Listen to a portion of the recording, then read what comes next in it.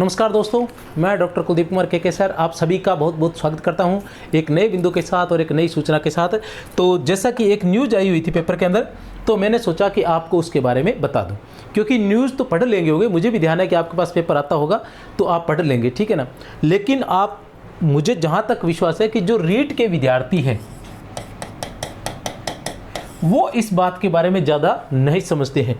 उन्हें तो एक ही बात दिखाई देगी कि 15,000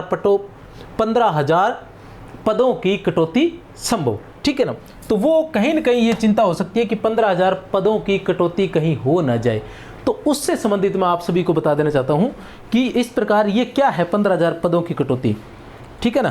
क्या लिखा गया है कि जो कर्मचारी चयन बोर्ड है उसके पास तो लगभग 29,000 पद है और इसी पर वो भर्ती करने वाला है, 29,000 पद। लेकिन अगर डीपीसी नहीं हुई तो 15,000 पदों की कटौती के कारण वो रह जाएंगे 14,000। ऐसा इस न्यूज़ के अनुसार कहा गया है कि 14,000 वो पद रह जाएंगे।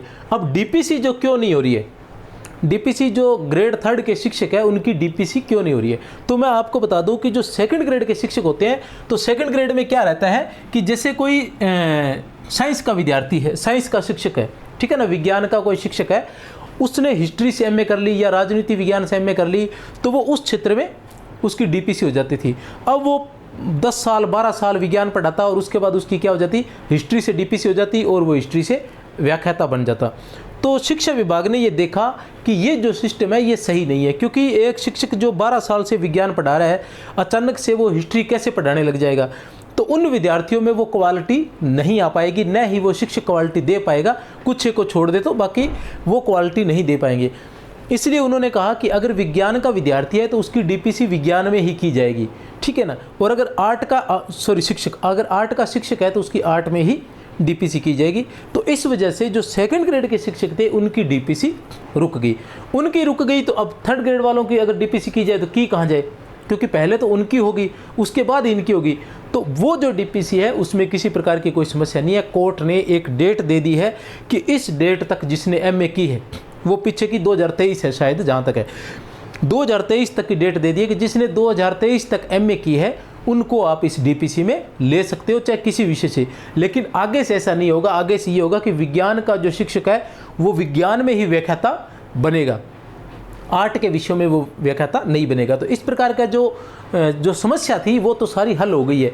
तो ये जो 15,000 पदों की कटौती है ये किसी भी आधार पर संभव नहीं है, क्योंकि डीपीसी 100% हो जाएगी। अभी जो डीपीसी में जो समस्या आ रही है वो और कोई नहीं है, सरकार थोड़ा बहुत लेट कर रही है, और जिस सरकार ने भर्ती निकालनी है तो वो अवश्य ही डीपीसी करेगी। और डीपीसी भी पिछले 4 सालों से रुकी हुई है, और अभी जो जितने भी शिक्षक संगठन हैं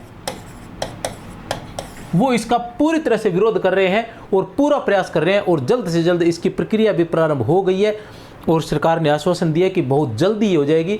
तो मैं ये मानता हूँ कि जनवरी से पहले 100 में से 100% ये जो डीपीसी है ये हो जाएगी, और इस प्रकार के पदों की, किसी भी प्रकार के पदों की कोई कटौती होने वाली है नहीं। पद अधिक से अधिक संख्या में आने वाले हैं, बस करना है तो आपने तैयारी करनी है। इस बार ये मौका चूकना नहीं है, आप डटकर तैयारी कीजिए। ऐसी बातों पर आप ध्यान नहीं दीजिए, क्योंकि ज़्यादातर जब हम पढ़ते थे तब हमें हमारे शिक्षक कहा करते थे, और उसके बाद हम में भी वही कॉन्फिडेंस आया और हमारे साथियों में भी वही कॉन्फिडेंस है कि जब मैं तैयारी कर रहा हूँ तो मुझे एक पद चाहिए। कितने पद चाहिए? मुझे सिर्फ एक पद चाहिए। अगर एक भी पद आएगा तो मैं लड़ूंगा उसके लिए, ठीक है ना। और इसका उदाहरण तो मेरा एक विशेष, बहुत से हैं मेरे साथी, वैसे उनमें से एक साथी का उदाहरण आज मैं फिर दे देना चाहता हूँ, पहले भी दे चुका हूँ, कि गुलाब सिंह जालोर के हैं मेरे साथी, गुलाब सिंह नाम है उनका। वो तो व्याख्याता मेरे साथ ही थे, मेरे साथ ही उन्होंने पीएचडी की थी, हम साथ ही थे, ठीक है ना। तो उन्होंने जो आरपीएससी की जो पिछली जो भर्ती थी, एक तो अभी आरपीएससी असिस्टेंट प्रोफेसर की जो एग्ज़ाम हुआ अभी 2024 में, इससे पहले जो एग्ज़ाम थे उनके अंदर उनका इंटरव्यू में नहीं हुआ था, साक्षात्कार में उनका फाइनल चयन जो है वो नहीं हुआ था। उनके नंबर भी अच्छे थे, सब कुछ अच्छा था, लेकिन पता नहीं क्या हुआ कि उनका फाइनल चयन नहीं हुआ। उसके बाद उन्होंने गुजरात से असिस्टेंट प्रोफेसर की परीक्षा दी, उसमें नाम मात्र के ही पद थे, हिंदी से थे वो, हिंदी से नाम मात्र के पद थे, लेकिन उनकी फर्स्ट रैंक आई थी।